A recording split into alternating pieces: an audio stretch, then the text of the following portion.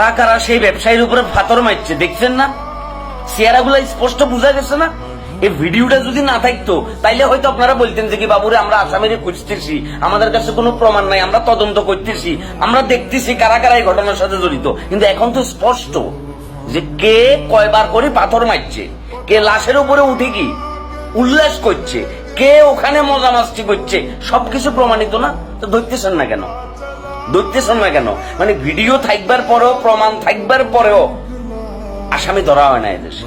আর আসামি যদি ধরা হয়, সকল প্রমাণ থাকবার পরও সেটার বিচার করতে করতে 20 বছর লাগি যায়, 10 বছর লাগি যায়। কেন? কোন অদৃশ্য বলে কারা সেটাকে বাধা দেয়? এদেশের আইনের হাত কি দিলে বান্দা? এদেশে বিচারের চোখ কি দিলে অন্ধ?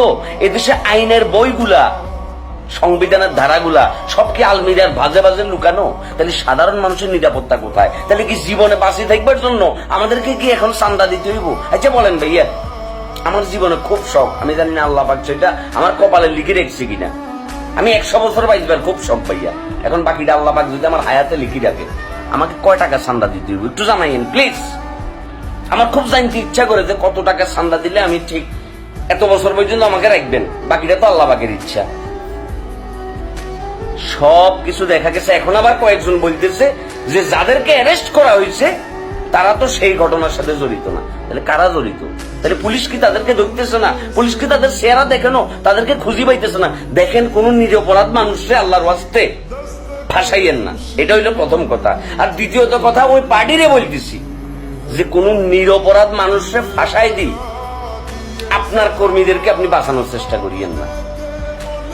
যে অন্যায়টা করছেন, যে বর্বরোচিত কাজটা করছেন, মধ্যযুগের ঘটনা আপনি উদাহরণ হিসেবে টানে নিয়ে এসছেন এই আধুনিক যুগে। এই আধুনিক যুগে কোনো মানুষ মানুষরে এমনি করে বুকের উপরে এত বড় পাথর এমনি করে মারে না, মারি উল্লাস করে না।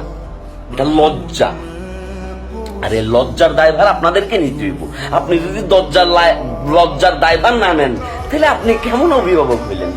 আপনার তো নিজে যাই উচিত ছিল যে কি, যে না বাবুরে ঘটনা একটা ঘটেই ফেলছে, এত বড় টাকাম করে ফেলছে, এটা জন্য আমার মুখে শুনকালি হচ্ছে, এখন আমি নিজে যাই বাদী হয়ে মামলা করি, তারপর কি বাকি সকল ব্যবস্থা সেটা দেশের আইন দেখব। লজ্জা করে না আপনার?